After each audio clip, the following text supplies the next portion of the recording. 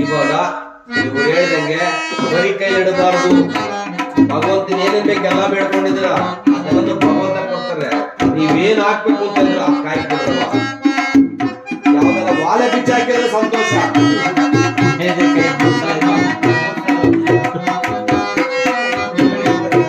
ಯಾವ ಈ ಮಹಾನುಭಾವ ಮತ್ತೊಂದು ಸಾರಿ ದೀಪಕಮಲ ರಾಗವನ್ನು ಪಾಡಿದ ತಕ್ಷಣ ಈ ಚಂದ್ರಸೇನದ್ರು ಅಲ್ಲೇ ನಿದ್ರೆ ಹೋಗಿದ್ದಾಳೆ.